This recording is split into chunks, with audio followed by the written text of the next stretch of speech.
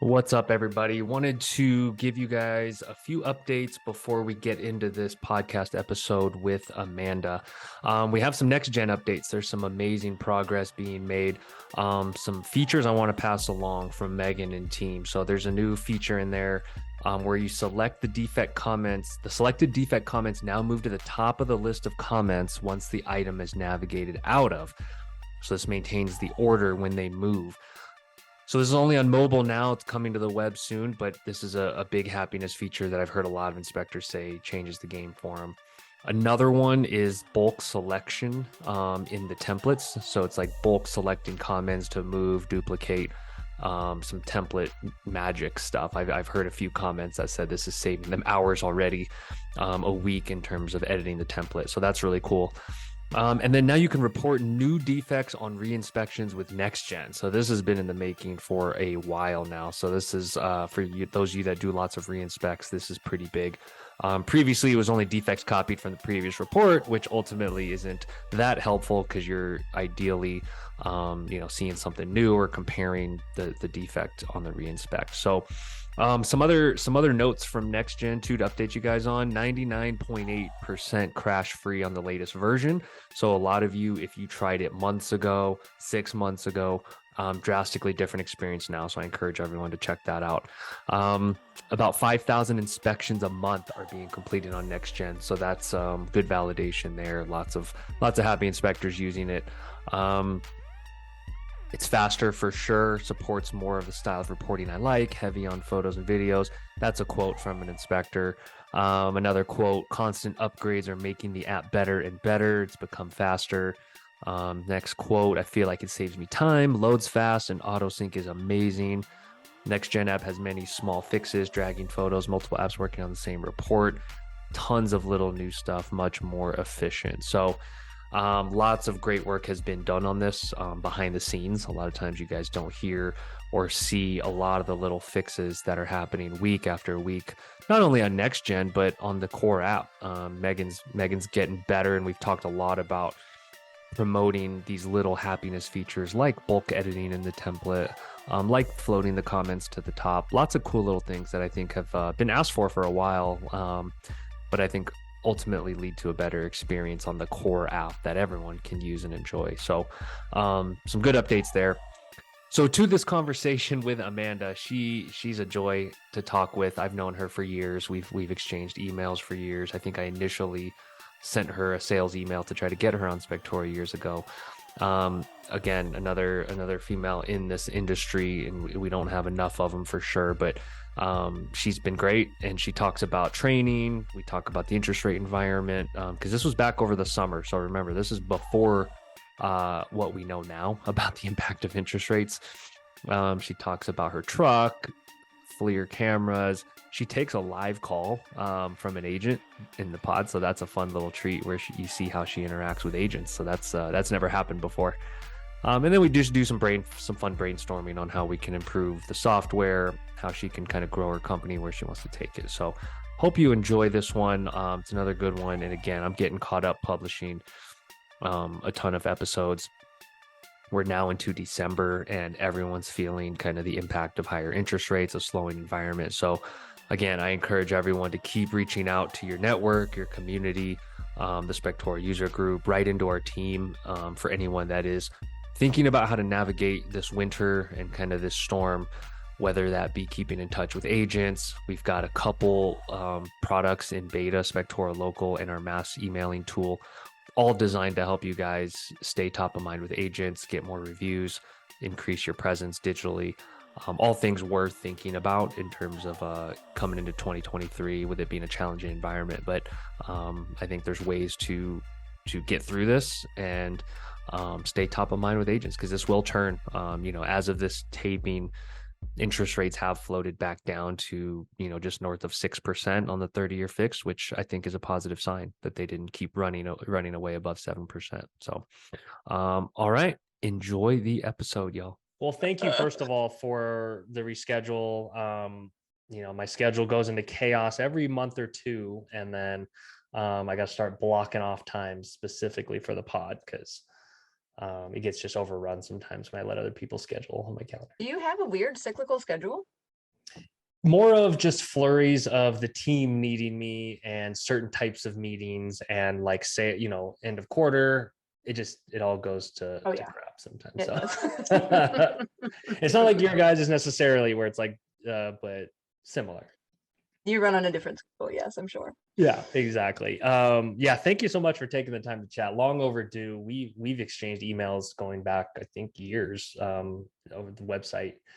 Like, I think I did a website review at one point. We talked Yeah. about the site. Wow, Yeah. good memory. Yeah, you try to link me up with Nita, the name eludes me, but we can chat Nita about, Davidson. yep, we can chat about Nita a bit too.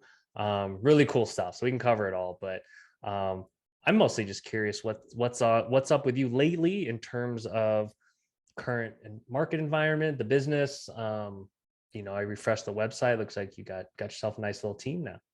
I did. Yes, I did. What's that like? It's funny. My wife yells at me. She says, babe, you were so happy to not have employees when you started this business. But I mean, there's too much possibility in here, and I couldn't just leave it on the table. I just didn't feel okay leaving that many inspections that I could not satisfy on the table. Saying no, right? And there's so many women, especially in this city, that can do this job, Yes. but that might not be able to feel easy enough doing it on their own. So being able to give them a platform to be able to step into it, I couldn't say no to it.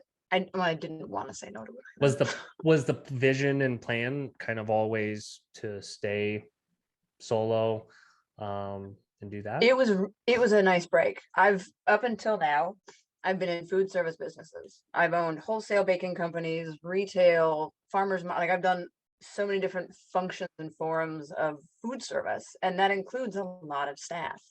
So having, goodness, what was it? 9 months of only having to pay myself was really nice. Beautiful, I bet. And Yeah. no phone calls and no questions, and like I could address everything. And for me, like getting started, that was essential to be able to just get my feet. Let's take a trip down memory lane and talk through the history of the food service world. So how did you even get into all that? And because that's not a typical path, I will tell you, No, in it's our not. business. No, But not yeah, even take us slightly. through the history here of kind of how you're at where you're at. So way back, my dad was a contractor. He was a general contractor. He was a great builder, but a terrible businessman. Just terrible.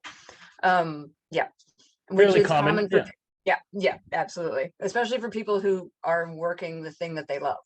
Like they love the thing, they don't necessarily address the business part.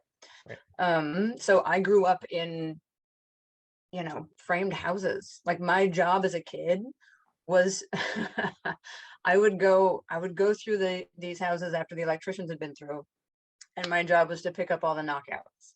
And to this day, when I see a metal knockout on the floor, I'm like, oh, it's a quarter. It's not a quarter. Like my mind knows it's not a quarter, but my childhood brain, it thinks it's a quarter still. So like I grew up in the field. He went bankrupt. My parents divorced. He moved away, so that stopped when I was like 10. Then high school, I was, after school jobs, I jumped on with a deli, and the deli was overstaffed in the front and understaffed in the back one day. So they told me to go back and to help the kitchen. Mm-hmm. And since like I was stuck at that point, and till I was 42, I was stuck in food service. Ooh, Yeah. that's a long Yeah. career in food services. Yeah. Yep. Oh yeah. It was very long. But And I'm guessing you gained some specialties though, and gained some areas of expertise kind of in the back, yeah. to where you were like, you know what, let's keep doing this. Well, the truth of food service is that if you own or run any of them, you better be prepared to do minor plumbing, minor electrical, a decent amount of repairs, or you're going to be paying for those, and it's expensive to hire anyone else to do it. Like minor appliance repair, all of it. You Right. just like, you either do it or it can bring you down in a hurry. Talking thousands of visits, Yeah. probably. Yeah. And at the same time, it worked well enough to afford me the ability to be able to buy. I bought and renovated and turned 4 different houses. And I did most of the work myself just because I knew how to mess it up and fix it on my own well enough, and I ended up with a pretty decent knowledge base that was very broad, which, like, to me, in my mind, that path was what gave me the knowledge base to be able to do this, Mm. because I had to figure out how to do a little bit of everything. Yeah. So So you flipped 4 homes yeah, up in the Portland area? yep, yep. The biggest one was a 28-acre tree farm with a abandoned, foreclosed 70s split pitch cabin that was Oh. just full of spiders and mice. And I Oh. redid the entire thing over a single winter. It was just spectacular. And during winter. Yes, during Wow. winter. Yeah. But I imagine that was pretty fruitful, Oh, given, yeah. the market's been great, over the years up there. That's awesome. So what eventually led to the aha moment to get into home inspections? I mean, I couldn't imagine running a restaurant and then being like, you know what? I'm gonna inspect homes.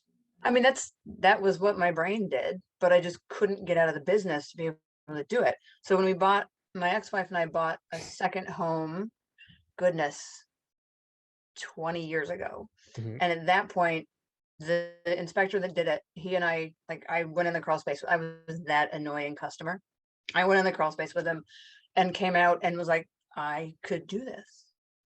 Like, I could, Yeah. I could do this without a doubt, and spent the next 20 years building up a better knowledge base and weaning myself off of food service. And the transition was never going to be easy Right. because they're so different. But my brain is always the kind of brain that will make those big transitions as safely as possible. So I weaned off of food while I was working on, like, I had my name done, I had my business name registered, I had my website developed, I had my logo, like, I had done all of that fun footwork, because I think that's fun, before I sold my last food service business. So And like then years in the making. yeah, oh yeah, Okay. definitely. And I was like talking to my realtor friends and like building up, I was fleshing it out before it even existed. And Beautiful. then fortunately, unfortunately, I got breast cancer 3 years ago. And the last surgery that I had was that time where I was going to be out for 6 weeks and I couldn't do anything. Like, I could not move my arms. The best I could do was like alligator arms. Oh, And it was like, that's exactly what you need to be able to study for your home inspector test. you forced into it. Yeah, exactly. Like, I couldn't do anything else, so I might as well do that.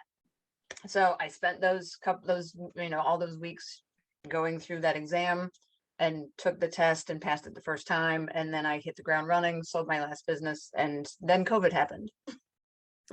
Oh my gosh. So, well, first of all, I imagine recovery, you made it through, survived, right? So Yeah. congrats on that. Yep. So, Thank you. and fingers crossed, never comes back, right? Fingers crossed. Science Uh, has gotten very good at these things. yeah, thankfully. Yeah. So I'm so happy to hear that. When did you officially start the business or get in and say Goodness, what was it going to be? I sold my last business January of 2020. wow. Oh, yeah. And I think I had my first inspection March of 2020. I So, think that's how that went. so you sold the restaurant, closed, got the check and everything January 2020. Yep. I Wow. couldn't have timed that better had I known what was coming. Right. And you Because probably in I would have literally given that business away for $5. after knowing what you knew, right? After March, April. Yeah. Yeah, like, knowing that everything was going to shut down, it would have been an abandoned storefront. Wow. That Yeah, is uh, yeah, uh, hey, yeah. it's like, it's like Woo! selling, it's like selling anything. It's like you can't, it's a marketplace. You can't feel too bad for the buyer because Yep, they didn't know. yep. No, none But of us. I also, like, for the first year, I didn't accept a payment because I was carrying the contract. So I didn't accept, I didn't take a single payment for the entire first year of COVID so that they could survive. And do you know how that's turned out? Have they They're doing navigated? okay now. Oh, There's okay. been they've pivoted, they've opened their doors again. They were really strict for a long time. Like, everyone in Portland, all the businesses did the really hard turn of Right. all to go. Like, you close the doors, you put a thing in the door with a takeout window, and you're all takeout. Yeah. And the hustle just got 5 times harder, and it was a hard hustle to start with. Wow. What was that like for you after all those years? Like, did you take a deep breath and like let the shoulders down of like, I'm no longer I mean, doing I it? kind of had to. Excuse me, it's very rude. I kind of had to, because COVID happened, and real estate for, what was it, 3 months kind of went blank, and then Right? realtors pivoted hard and took off like a shot. Yeah. So it was quiet, but I was lucky in that my ex-wife had a salon for me to build during the first few months of COVID. So I was isolated and busy and building. And then I had a friend who had just bought a house, and she wanted me to attend to all of her home inspection checklist. So I worked on these 2 houses for the first 3 months, waiting for my first few inspections to come through. It's like the timing was amazing. I was just about to say you can answer that call because it's a rule on an inspection podcast that you can always answer it if it's an inspection call. So we can always do that. We can always go for that, answer that. So you were networking with agents well before this. So what was the mentality like though, February, March, April, in terms of getting in front of those agents, letting them know you're open for business? Kind of walk us through that, because that's always fascinating. I think new inspectors always like hearing this. I mean, I've never been a hard sale person. I don't like it coming at me, so I don't give it back. When a hard sale comes at me, I push back. And so it's just never been my person to push. I had a bunch of realtors that were regulars of my last business. So they would come through, and I would be like, for the year ahead of it, I'd be like, I'm looking at doing this thing. Talk to me about it. So by the time that transition happened, I had a couple of people that were waiting for me to get licensed. Okay. And I'm in a very, very helpful city to be a woman in trades. Mhm. There's like, this city really picks up and carries its women trades people. So as soon as I had, well, the first, the fun joke was my first 6 months, I was being hired exclusively by butch lesbian realtors. And it was Right. I laughed about it constantly.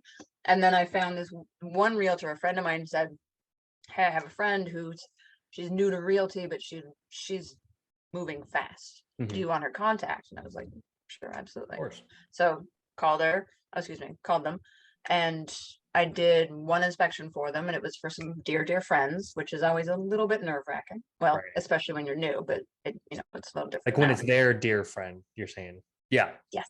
Yeah.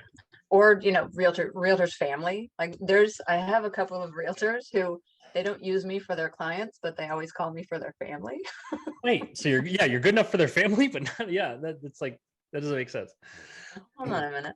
But we did one inspection together, and they said, like, you're my new inspector.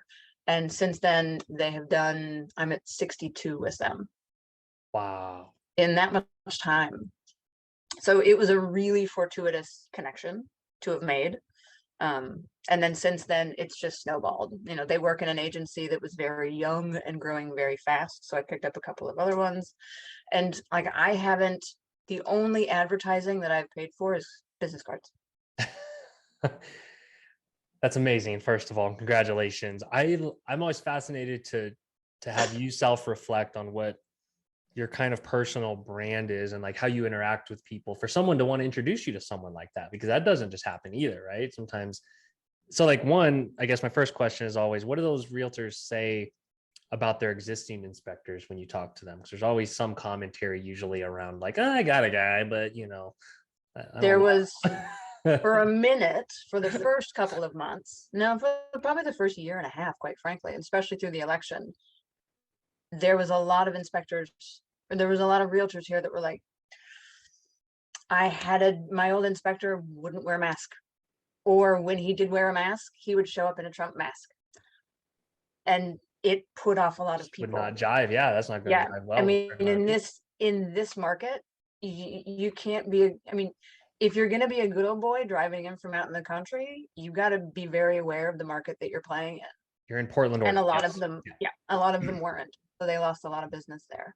And then there was a lot of pent up demand for a woman inspector, because a lot of the medium, even the big medium-sized firms really wanted to have that contact in their Rolodex because I mean, there's a lot of women buyers that don't want a dude to know the house they're about to buy better than they do. Yeah.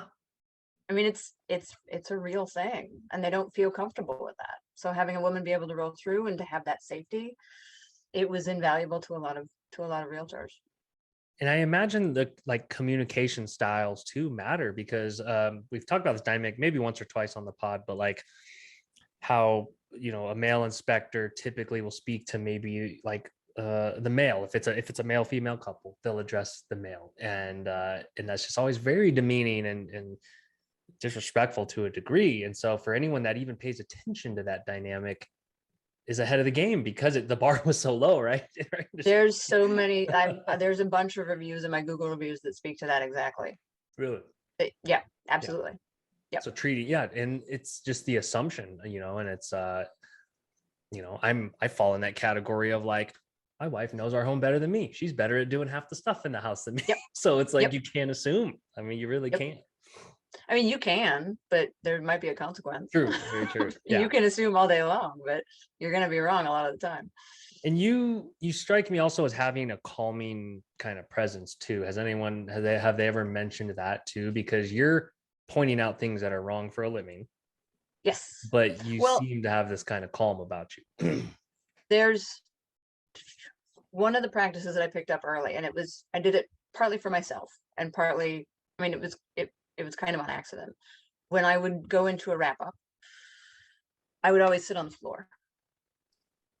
And it was always adorable how often everyone, like, they would look at each other and then they would also sit on the floor, but it brought it down to this very calming place where, like, if you're otherwise, because most of us are otherwise going to stand, you know, with your wide stance, standing up with your arms, Yeah. with your arms folded. Tell me what's wrong. And it's Tell me what it's going to comfortable. cost me. Yeah. Yes, like I love that stance, but it doesn't read well.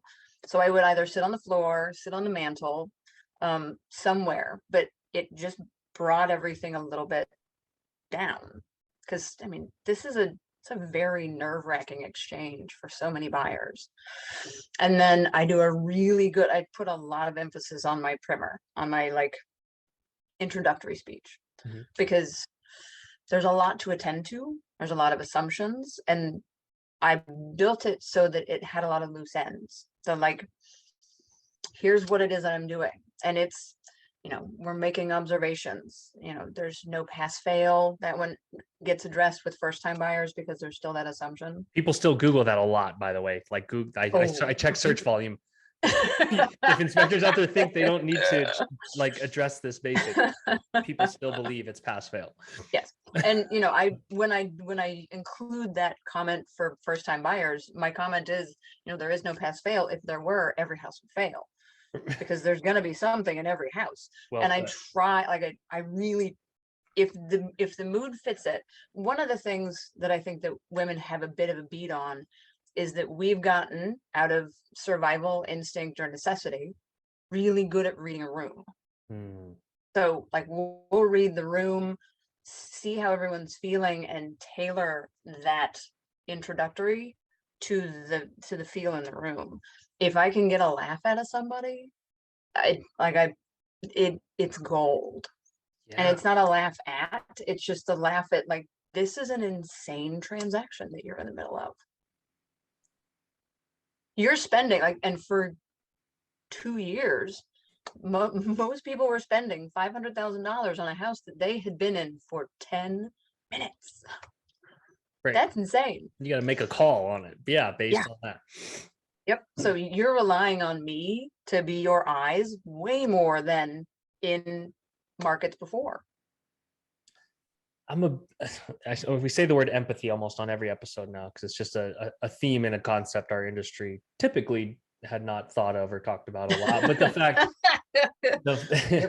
try to put this as, you know, nicely as possible. But the fact that you're talking about reading the room as opposed to the stubbornness that some folks in our industry will have of like, this is the way I do it, regardless of the human being that, you know, or beings that are across from you. Yep. Where did you come up with the sit down thing? Because to me, that's such an amazing, simple hack. Like it costs you Again, it was nothing. an accident. It was an absolute accident because my first few inspections, like it's nerve-wracking as hell. And that introductory speech is particularly nerve-wracking because I was never good at standing in front of a crowd and talking. So doing that even in front of a person, knowing that they're keyed up, they're like, "Grr." Yeah. For me, sitting down made me feel calm. Oh, okay. And it just happened to make other people feel calm too. So the first time you did it, were you like, please sit down, client? Please No, sit I mean, down not with me. So you're not. necessarily. I mean, I'm like, everyone says like, do you want to have a seat? And I'm like, no, actually, I've always been that kid that loved sitting on the floor. So I would just sit on the floor against a wall. And it's casual. I love Because it. I love if it. you can present this, because it can be a casual exchange of information, it's gonna be bad news to some degree or another. If you can make bad news delivery casual and God forbid funny, like you're gonna end up with a repeat client. And there's just something so approachable and like chill about sitting there cross-legged with each other, just discussing the home. Yeah, You're just we're just talking talking about about thinking the about it. home. I Like, just, here's what I found. I'm I, I'm I'm gonna find something. yeah, Gonna do it. I just love that tone, the vibe that it sets. So, okay, so that paints a great picture of kind of your brand and tone and everything, which obviously has jived really well with agents. So when things started picking up, at what point were you like, oh, this is this is working.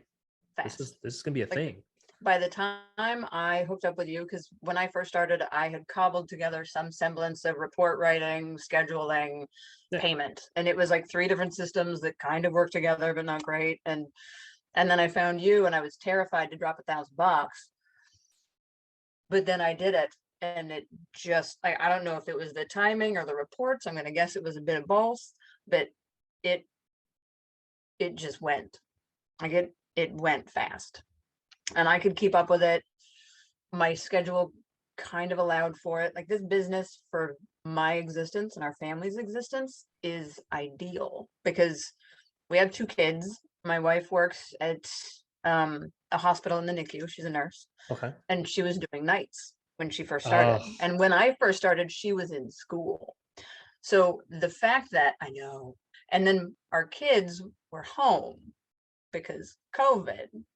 So the fact that I could be away from the house for 3.5 hours with travel time and then slot everything else in between the existence of our kids was invaluable. Like, it was the only way that we were going to make a living right. at all. So, I mean, and I got it to a point where in their school day, when they finally went back to school, it was only 4 days a week, Mhm. I could do, from the time I dropped them off to the time I picked them up, I could do 2 inspections on site, and then I would get them home, feed them, put them in front of a show to wind down for the day, write half a report, put them in bed, and then write the other report and a half after they fell asleep, half of which I was like on my laptop in the hallway while they were getting up out of bed. So it was just a burn. It was just a wild burn to be able to get this How thing long to did where you do that for? How long were you in that routine? long. Too long. Well, first of all, I want to commend you and anyone that has a spouse that has worked night shifts, because my wife was a nurse in the ICU for 9 years, and so um, let's just say there's certain days where things are going to go south when someone hasn't gotten sleep, or Yep. there's certain Nights fights are when so much harder than I, people realize I don't on even everyone. I don't even know what that would be like to have your whole day and hormones and everything flipped. And so there were certain days where it's like, you know what, sweetie, you are right about everything. Yep. I'm gonna You go got do it, some buddy. dishes. I'm gonna Yep. go do some dishes What do right you need? And she's um, still working nights. Like, she's going on still to days in September. it's gonna I'm it's so been a excited. few years now, and my wife feels like it's been a few years to even regulate her body back to like, oh, I'm awake when the sun's up and I go to bed when the sun's down. Oh yeah. It gets in your system. It's messed Yeah, up. It's not a schedule that humans were meant to keep. it's I got to the point of almost being angry at one point with like the shift work and the 12 hours of nurses. I'm like, how is this still a thing in this day and age? No, They're just wrecking their bodies. most of them love 12 hours though. They do. They love That's a 12. true. They love a 412. Yeah. The give, they I mean, understand the give up, I guess. It's like you're going to be wrecked for a day after, yep, and then you make it up with a day yep. off. I know. Nursing scheduling it's to me, it's just bananas. Yeah. It's like the opposite of like a home inspector schedule. You're like, Oh yeah. this is pretty damn good. This is a Yeah. pretty good schedule. Yeah. I know. Yeah. So Uh, that's been our existence. so It works, but only barely. yeah, what point did it get to, okay, I have to say no to business. I think I'm going to expand and hire. Probably 6 months after I hooked up with you, which was goodness gracious. It's all so confusing time now. Uh, I knew that I had to start looking for someone probably a year and a half ago. Year and a half ago. And Okay.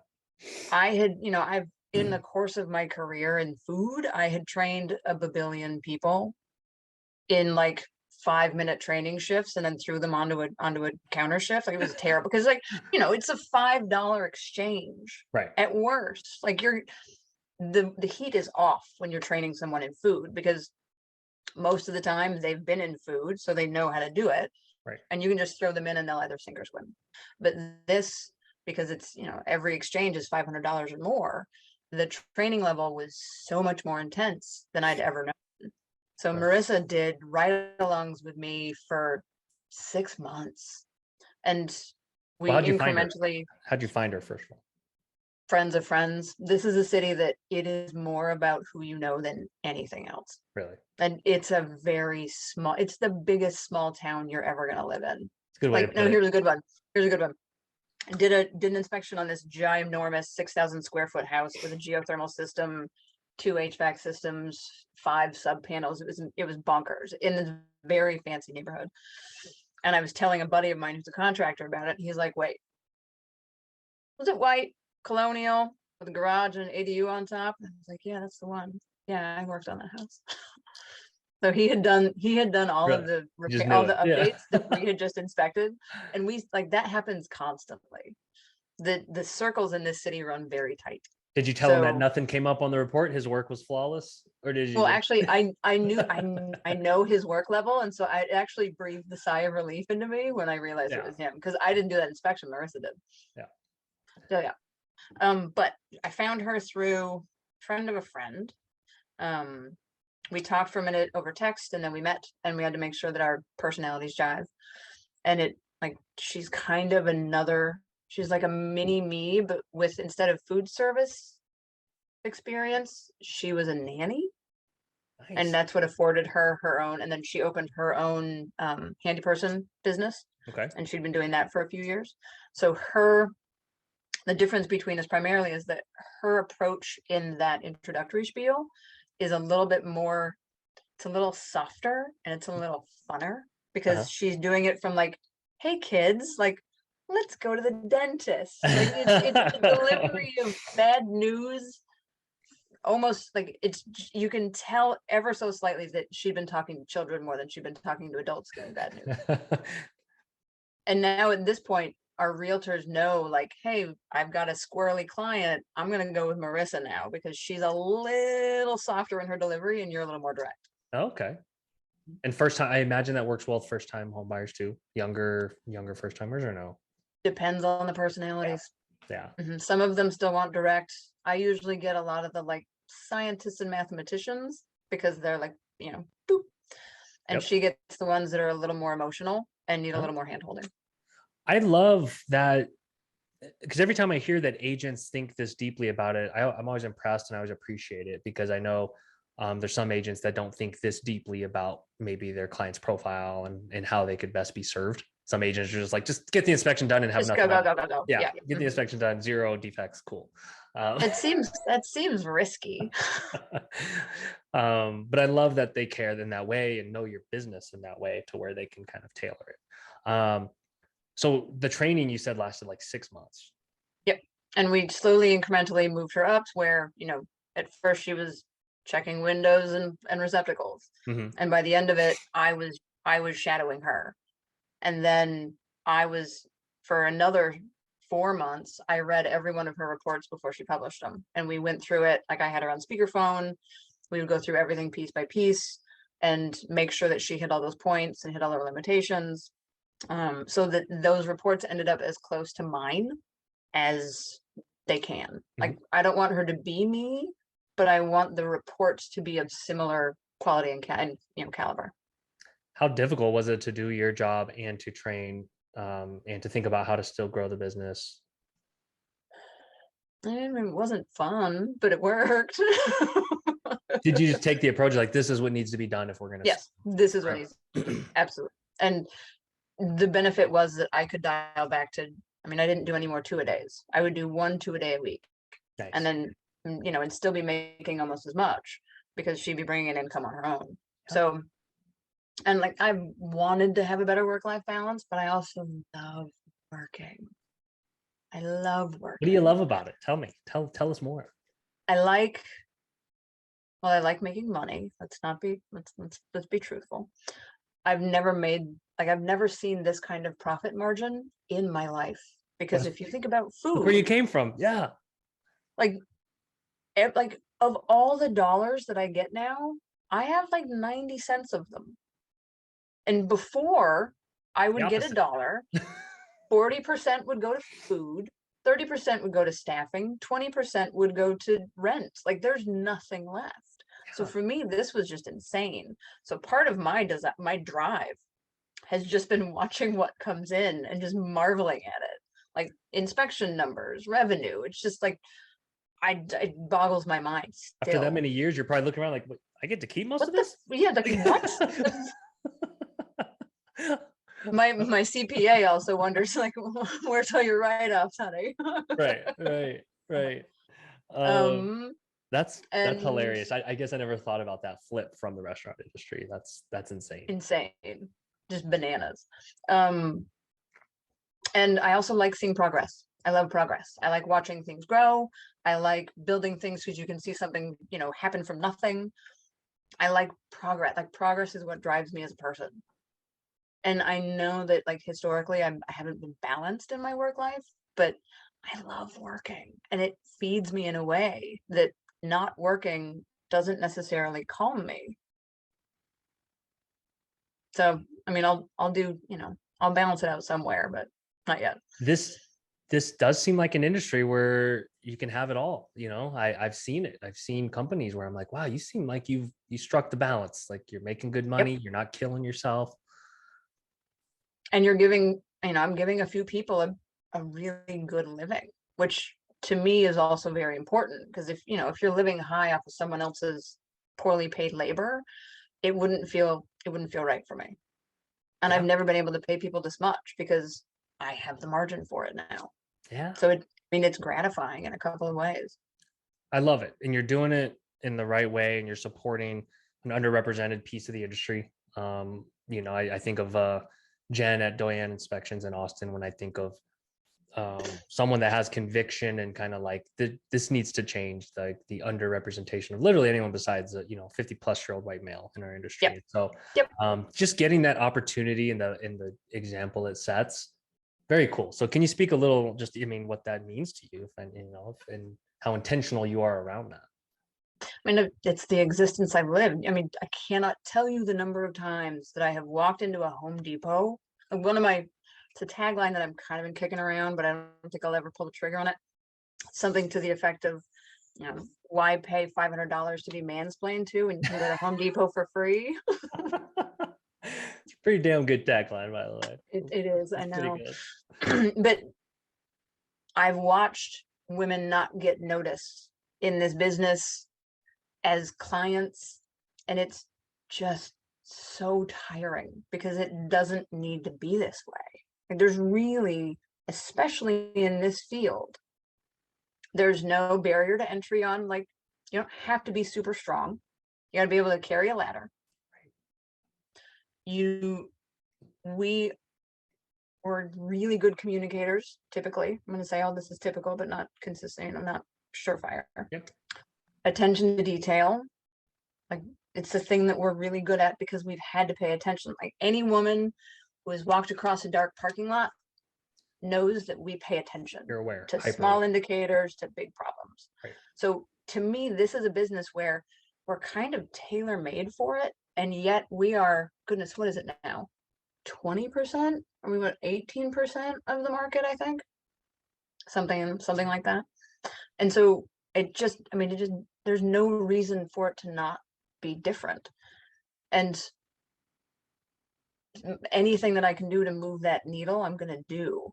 With Nita Davidson, I've got, every single inspection that I do, $5 of it goes to a fund to be able to give someone a paid for scholarship to her course, Beautiful. because she's doing something even bigger, and that she's bringing in people that have no or minimal trade background. So like starting from scratch, and anywhere in the country, because her course is online. Right. So to me, like, that's just gold in the realm of bringing that equilibrium to something a little more equal. Yeah, because it's approachable, like you said, low barriers to entry in most states, no license, or in half the states, no licensing, basically. So you're talking quick ramp time for anyone Yeah. of all Yeah. backgrounds to get into it. Yep. Is it 18%? I didn't know it was that high. Where is That's that? why I'm saying maybe. Like, Where is I that haven't from? looked at stats lately, but I mean, I got it somewhere. I included in every one of my report writing emails, and I've got those stats in there somewhere, but I think Okay, they're probably a year old. Yeah, it's cool. not high.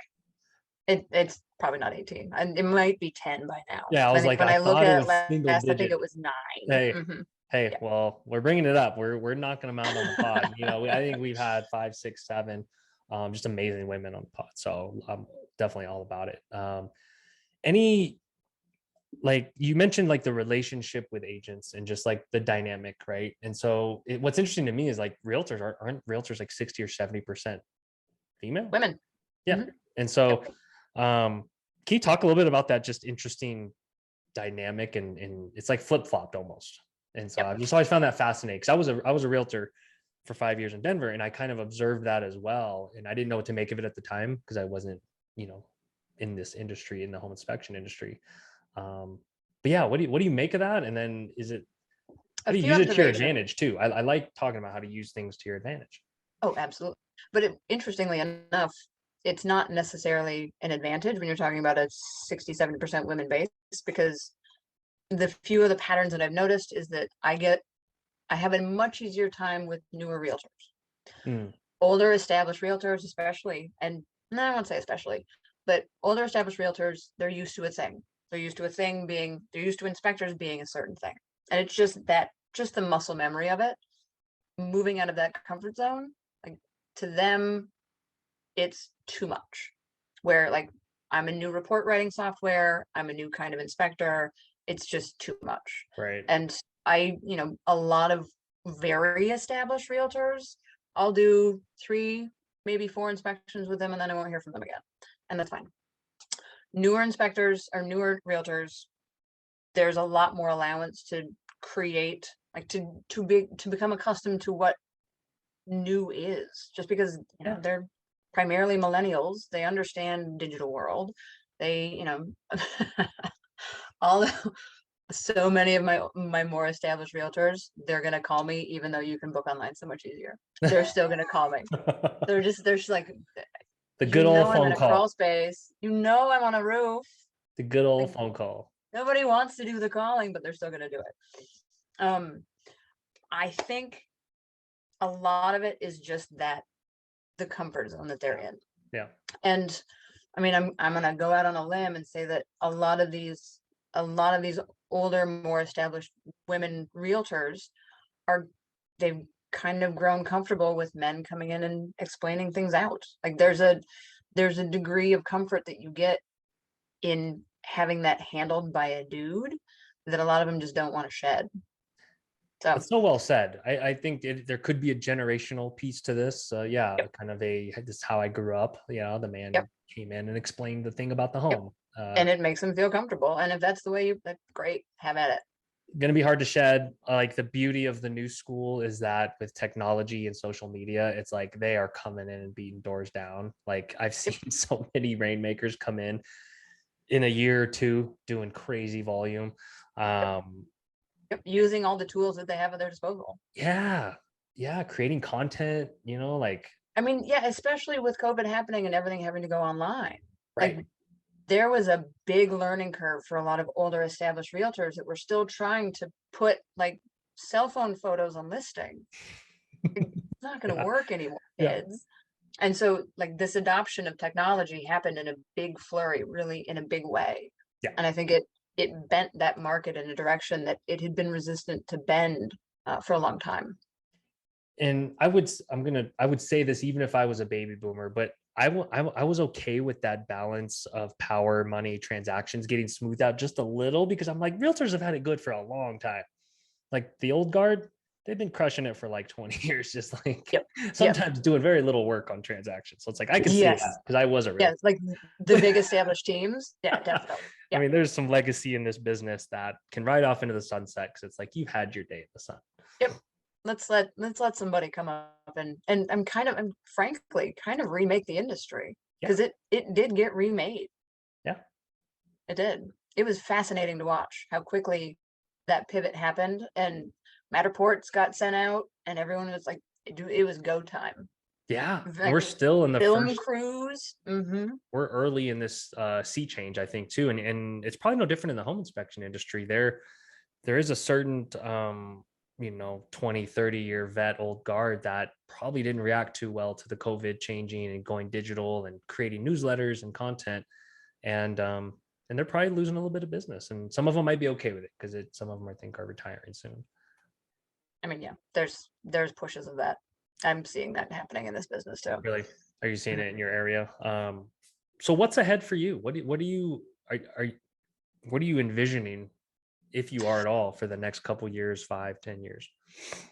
I'm gonna hire somebody else, but the timing on this is tricky because I've got a few people, like I've gotten a few emails of people that were interested in jumping on. Mhm. But we'd sat down a few times and talked, but the truth is like I don't know what interest rates are gonna do because it happened fast where people are still buying houses, but the stress loads have shifted. There's still a stress load. It's not outbidding stress load. Mhm. It's that client stress load of I'm doing this in time where I feel kind of reticent to do it because I'm still a little bit like I'm still pissed off as sellers. Sellers are pissed off they're not going to make that money.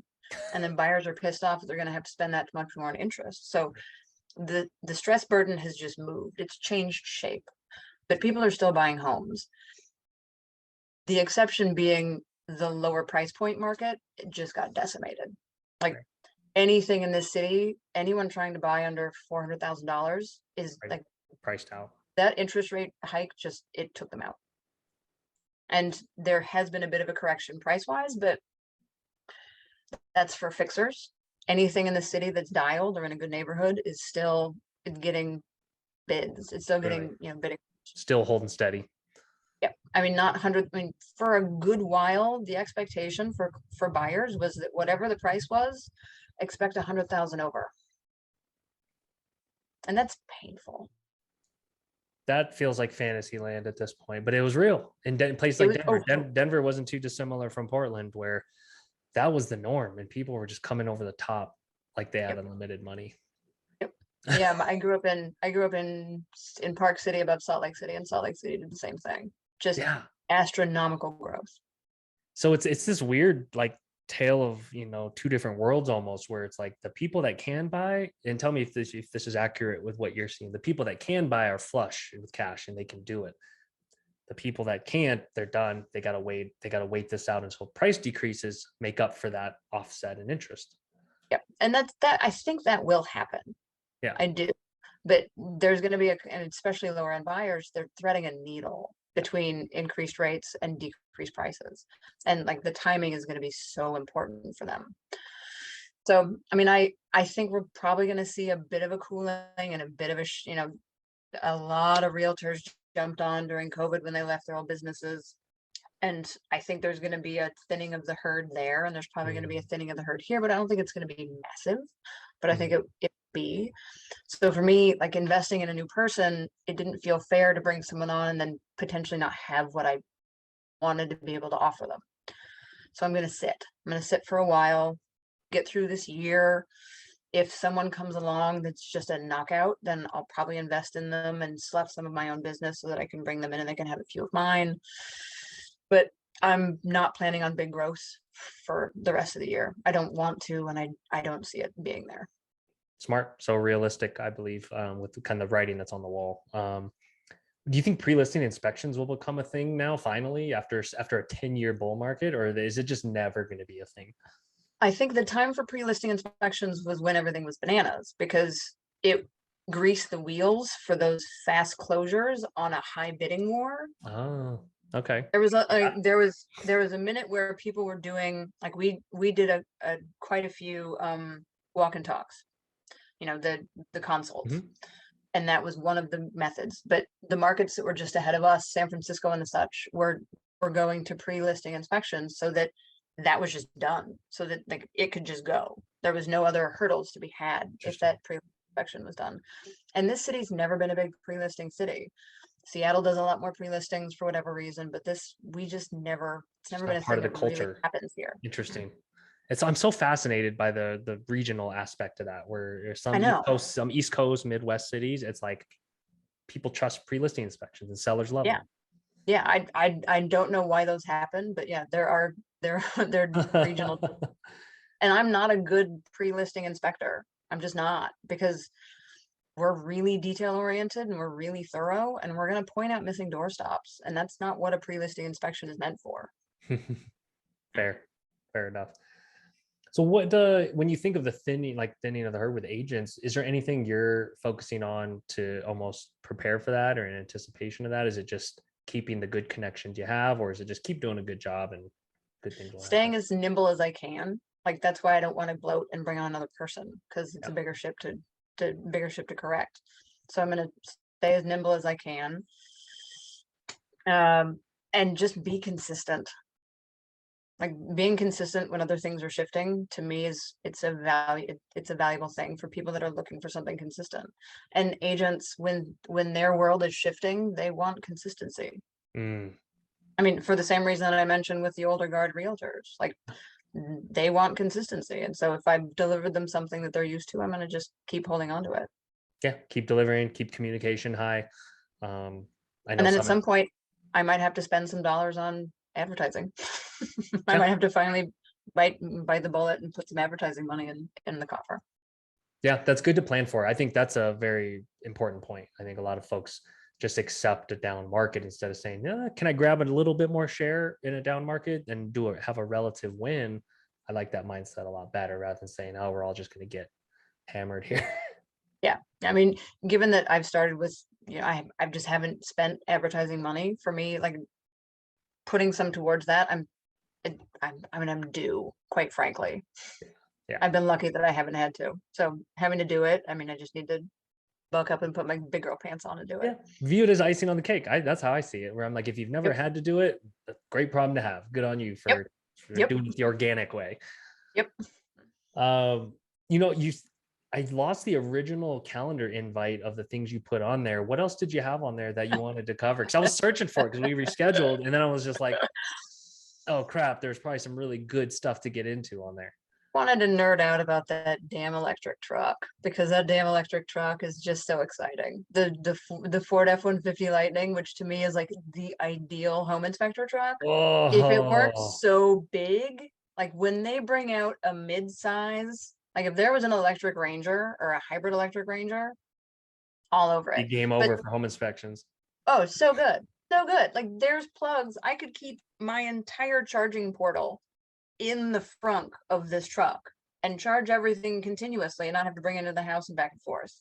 There's a desk in the middle of the seats. Like, it's perfect. I am going to get a sponsorship for the podcast. I'm going to see if they can pay me $100 a week, because you said that really well. That was an amazing pitch, and it looks good. I don't know. It It looks does. pretty slick. It's big. It's a big truck. I'm not used to a full-size truck. I'm used to a Toyota Tacoma. Like, and right now I'm working out of a Chevy Volt. Like, everything fits in the back of my sedan. So moving to a truck is going to be a dream. You must have one of those good collapsible ladders, huh? I do. I've got Get into a there. few extended climbs. Yeah. quite a few of Yeah, those. this thing looks pretty cool. Isn't it dope? This is my first time seeing it. Like, this is insane. Oh It's God, got it's still, and the entry level Pro is $40,000. approachable. It's affordable. Very for an electric vehicle. It's actually it's one of the cheaper electric vehicles on the market at that rate. Good for Ford, especially if they can, figure out like battery life and kind of do it, copy whatever Tesla's doing to get right on their side. They are thinking of going to a direct to dealer market for electric vehicles. So there's not going to be for electric vehicles, not going to be any more Dealer model. because the Interesting. dealership model has been hellacious with electric Yeah. vehicles. New, like all these new cars coming out, it's just been a nightmare. And then Tesla went and rewrote the entire book, and everyone else loves it. And same with Rivian. Like Rivian rewrote, they continued on with that direct to to consumer. So Ford's thinking of doing that, and it would be very exciting. I mean, everyone wins with that kind of model, I imagine. Except the dealerships. That's true. There's going to be plenty of pushback. I mean, they'll keep the ICE vehicles, but they're probably going to go electric. All the electric ones, because the technology is very different. The repair shops service, it's all going to be different. Like trying Yep. to incorporate these two kinds of cars, it's not super smooth for dealerships either. The technology base is different, the knowledge base is different. For the most part, the consumer base is different. So making them different, the writing's on the wall for it. Wow, that'd be a badass differentiator to pull up in one of those. Yeah, I know. What else is interesting to you nowadays? What else is on your mind? What else? It could be about anything, really. I mean, at this point, I think we've covered it. We've talked about the market, talked about interest rates, hiring, women in trades. I mean, we've covered most of it. I got some good, fun, standard questions to ask you. Oh, go fire away. Besides a potential F-150 Lightning, what would be your favorite tool or toy in the home inspector space? What do you nerd out to? People love when I use the drone. They just think it's the bee's knees. Kids, like if there's ever a kid that's on site, they lose their minds. I've chased client children like in the yard with the drone. When did you get a drone? When did you decide, like, you know what? I think it was Black Friday 2 years ago. Okay. I prefer being on a roof. I love inspecting a roof. I love getting boots on a roof. I'll double ladder a roof. It's never a good idea, but I do it all the time. And then, there was a couple of minutes where, I'm teetering on a ladder and 3 stories up, and I'm like, this is dumb. Like, this is not smart. Yeah. If I fall, I'm not young anymore. I'm not gonna bounce like I used to. My family relies on I can't keep being stupid. Yeah. So I got a drone to be able to not be stupid anymore. Well, you got cooler, you lose that. I got notably cooler. Yep. Cool points went up through the roof. Between those and Flir, like those thermal imagers, they're so much fun. And the parlor trick of like, hey, how does it work? And you put your hand on the wall and you show them the hand point. Yeah. Or my other favorite is wherever the realtor's been sitting, you show them where they were sitting. Yep. Nice and warm. Those probably never fail. Like the average person, if we only see that once every 7 to 10 years, every time it's gonna be like, oh, that's badass. Like that's amazing. No, those things are great. They're finding the number of leaks I've found in ceilings that I wasn't going to find otherwise. Amazing. I know, they're just wonderful. And C5, like I don't need the gun kind. They're $500. I've got a few of them. They're so approachable. Flir will repair them. Oh, really? Oh, yeah. What's the model you use? C5, the little handheld one. Looks like a cell phone. Everybody thinks it's a cell phone. Yeah. Cool. I started with the little dongle on the bottom of my phone, but it kept breaking. So I went up to a C5.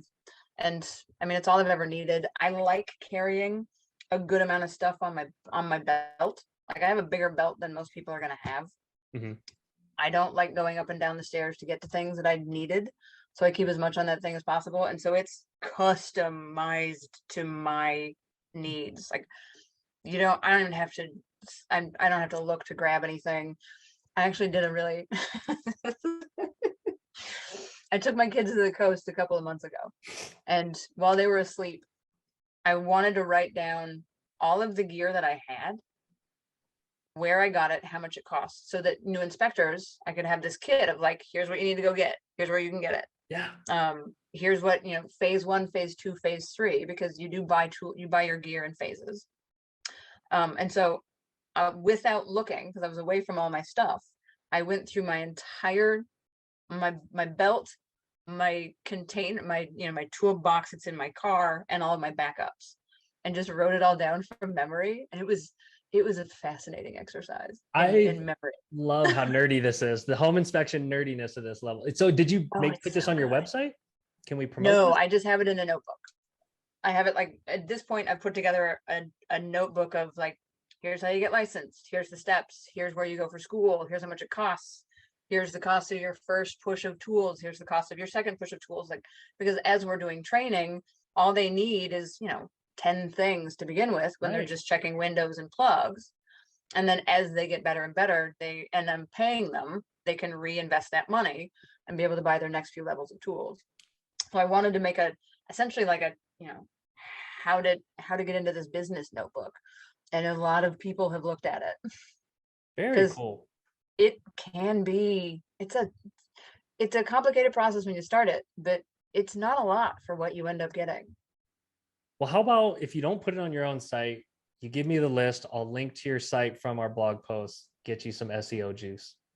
If you want to share it broadly. If not, if it's trade secrets, we don't have to. No, none of it's trade secret. But no, but for the most part, we all use the same stuff. Exactly. I agree with you though, that so many new inspectors are just like, oh, I don't know what ladder to get. I don't know what kind of moisture meter to get. Like, I just want to know what the experienced industry people are using. So I think I've gone through a lot of junk.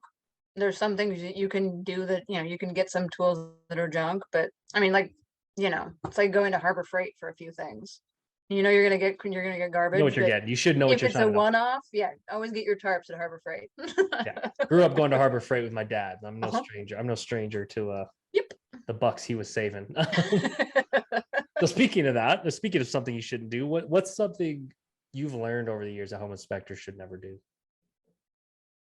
Never do. Tell someone how much is left on the roof. Good one. I haven't heard that one before. So much of it ends up being liability based. Yeah. So much of this is like having your liabilities in mind. Never do is tough. Never do is really tough. Like, move furniture. Never move furniture. There's always that nightmare story of someone moved furniture and then they didn't move all the furniture and now they're screwed because they lost a court case. Show up late. It's always a bummer. Not have your tools charged. That's always a bummer. Having backups of your vital stuff. I always have backups of all my vital. Big. That's a good one. That's a great one. It's all going to be small stuff. Poor communication. It's small stuff, but it weighs heavily. Yeah, the details matter a ton. Yeah, they do. On the flip side, what advice would you give? And this can be for just any new home inspectors. Say we're talking women getting in the business. What advice would you have? You can do either. Get in it. Primarily, this is a realtor. Hang on one second. Take that. What's up, Bromberg? How we going? It's super duper. I got a quick minute, and then I got to call you back. Anything of that's super vital? No, but I thought you and I want to explain at some point. I think that finish the conversation, but I just like have to talk. Oh, are we talking cancer stuff? Yeah, absolutely. Let me call you. Can I call you tonight when I've got this report done? Yeah, absolutely. Okay. I may or may not be around, but we can phone tag and go together. Just, we're not, we don't have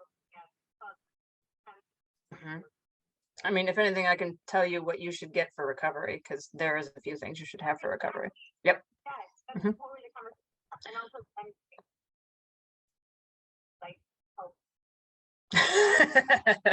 Nope. No, I am that person. So Glenn and I are we're gonna be tag teaming this one. Okay. I will. I'll check in with you tonight when our kids are in bed, and we'll see if it works. Same. All right. Bye, babe.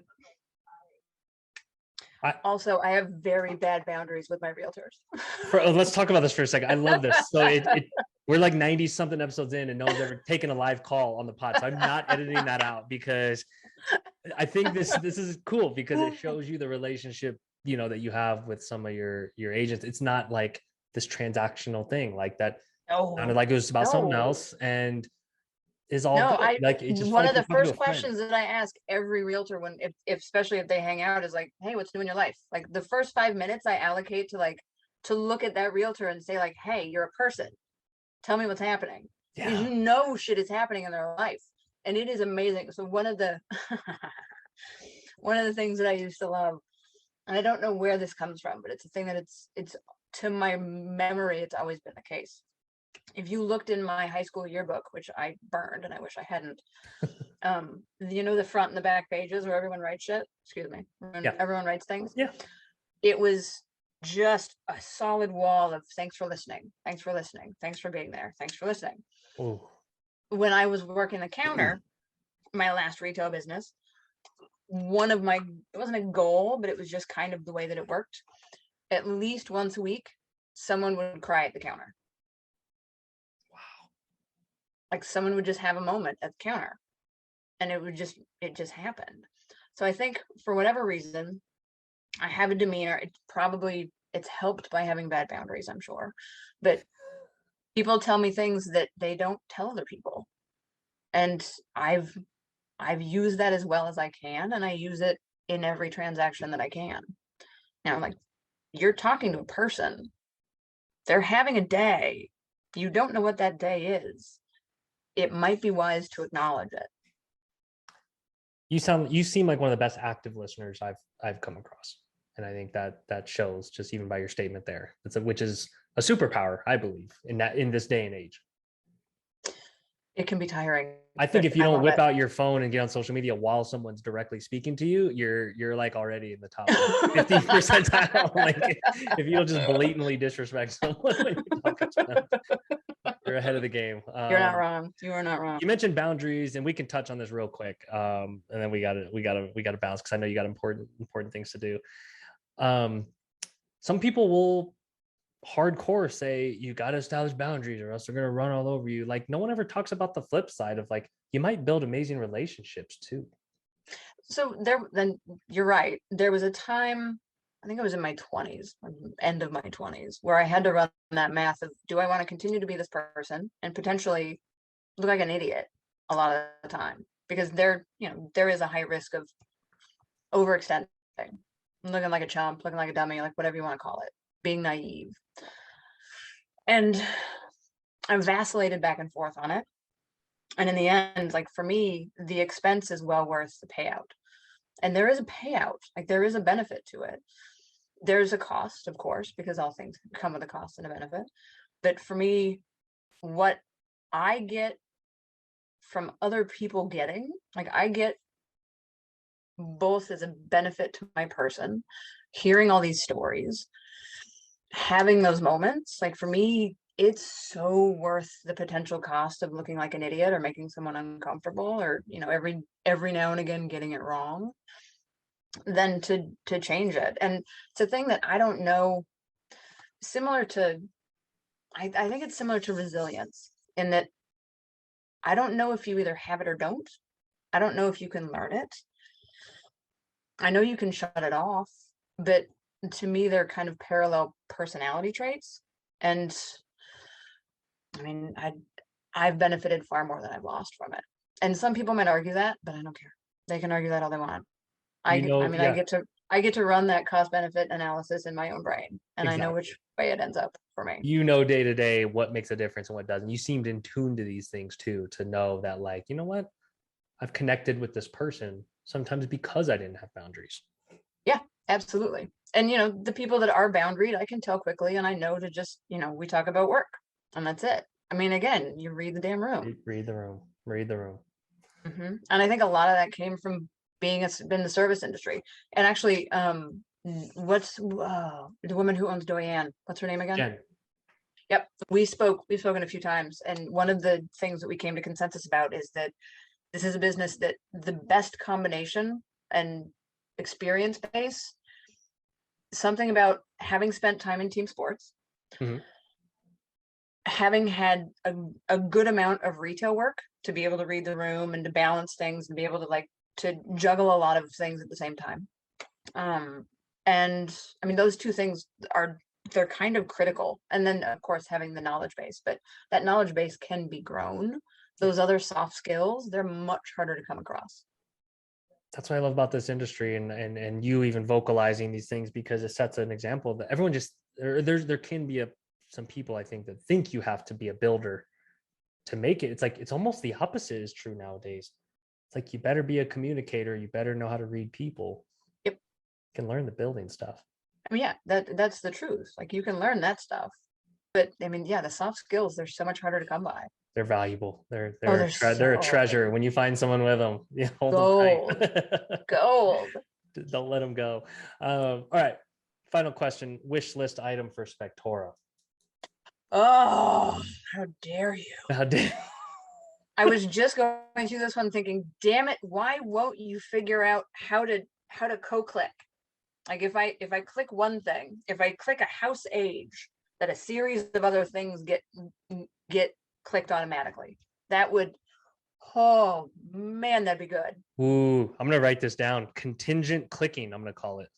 Yes, because like so many things, like if I work on a house that was 1930s or older, that lath and plaster is going to get checked, that wiring, pre-87 wiring is going to get checked, that pre-30s foundation is going to get checked. There's so many things that happened in the 30s that there is kind of a hard line between those two ages of house, and there's a high likelihood that those other things are going to be in play also. Ooh, that's a juicy one. That's so good, because it's like if then statements. I just think of it in code of like if then statements. Yes. Like, yes, applied to your reports, that could save time. so much time. For sure. So much time. Like, if I click LEDs one place, that it's going to click it everywhere else. Ooh, okay. There's so many places where that would just be glorious. I'm officially hyped about that one. That's so good. Okay. I think that was my biggest. Yeah. That's a great one. If you send me more, email me the others that you have, because I have a feeling yours are very well thought through and like efficiency minded, as opposed to definitely efficiency minded. Opposed to like Kevin, I want my margins to be one more pixel on PDF. And it's like, what? Okay. I think that'll help your business. Yeah. Okay. Got it. How about That's soft cute. skills? How about That's cute. Well, thank you. This has been amazing. It felt like it's flown by. It's been an hour and 10 minutes, but it's been an hour and 10 minutes. An hour and 10 minutes. We Five. could totally do this again. Thank you for spending time and chatting some amazing stories. I wish you the best of success coming in the back half of this year. I'll be keeping tabs on you. Let's check in again kind of towards the year end, and contact Nita. Her story's good. The things she's doing are good. Will do. Get her some airtime. Good. Where? Yeah, and she has her own podcast. She might be able to co-pod. Ooh, I'm always down for that. Sometimes I like being a guest sometimes, because I always host, and so sometimes yeah, you can flip the script. Where can people find you? If they have questions, they want to learn more, they want to just network, where's the best place? Website, trueinspectionspdx.com. Email Amanda at trueinspectionspdx.com. Amazing. Those are the easies. I will. And if you're a texter, because we are all texters, 503-369-8498. That's beautiful. I give people props when they just lay it out on the episode, and they're just like, text me now. Yep. Yeah. Again, bad boundaries. It's going to lead to some good connections. I promise you, the right energy will find you. So I'm all about that. Great. Awesome. Well, thanks again. Have a good rest of your day. All right, thanks, buddy. Thanks for letting me do it. Get that tool list on your website. Yep. People will go to that. Okay. All right, I'll do that. All right. I'll get there. All right. Thanks, bud. Awesome. See you. Bye.